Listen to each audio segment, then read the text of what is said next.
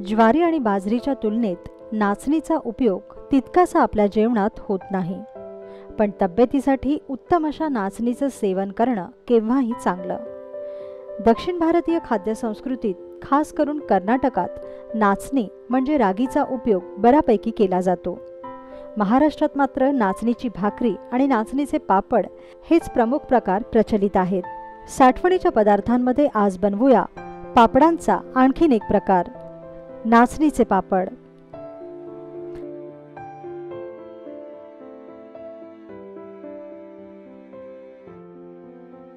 नाचणीचे पापड बनवण्यासाठी आपल्याला लागेल अर्धा किलो नाचणी, 4 चमचे जिरे, 8 ते 10 सुक्या लाल मिरच्या, 1.5 चमचा हळद, 1 चमचा पापड खार आणि चवीपुरतं मीठ. नाचणीच्या पापडांसाठी सर्वात आधी आपल्याला चीक बनवावा लागेल. त्यासाठी नाचणीचं पीठ किमान 12 तासांसाठी भिजवत ठेवा. 12 तासानंतर एका सुती कपड्यात भिजवलेल्या नाचणीचं पीठ गाळून चीक जमा करा आणि चोथा वेगळा करा. पारंपरिक पद्धतीत नाचणीला 4 दिवस भिजत ठेवून वाटून मग त्याचा चीक काढला जात असे, पण आपण इथे नाचणीचे पीठच वापरत आहोत. ज्या दिवशी नाचणीचे पापड करायचे त्या दिवशी सुक्या लाल मिरच्या व जिऱ्याची भरड वाटून घ्या.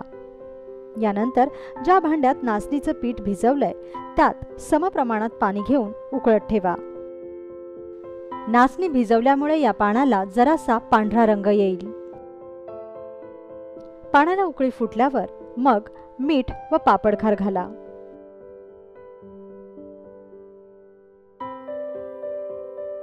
यानंतर सुक्या लाल मिरच्या व जिऱ्याची भरड यात घाला आणि सतत ढवळत रहा.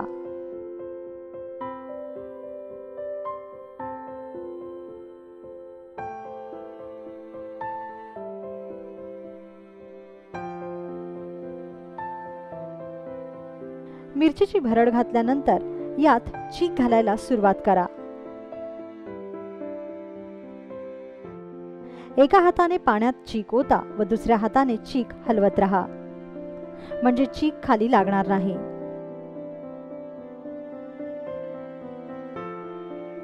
चीक सतत हलवत रहा.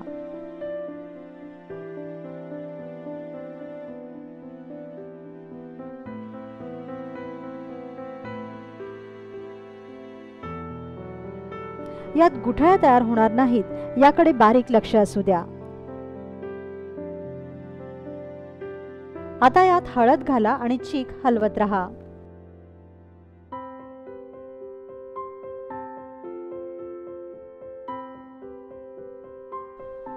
चीक चांगला घट्ट होऊन मिळून आला की मग गॅस बंद करा.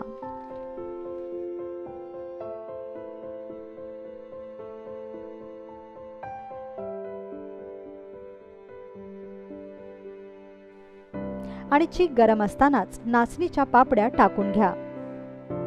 चीक आळत आला की थंड पाणी हाताला लावून तुम्ही हाताने सुद्धा या पापड्या थापटू शकता.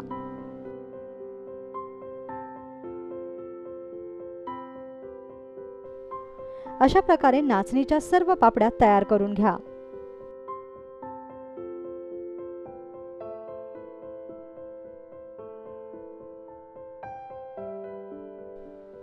किमान 2 दिवस तरी या पापड्यांना ऊन दाखवा.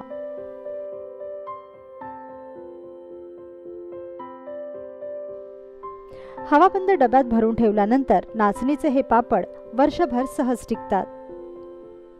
नाचणीचे पापड दिसायला जरी तितकेसे आकर्षक दिसले नाहीत तरी चवीला अतिशय खमंग लागतात. त्यामुळे उन्हाळा संपायच्या आधी नाचणीचे हे पापड घरी नक्की करून पहा.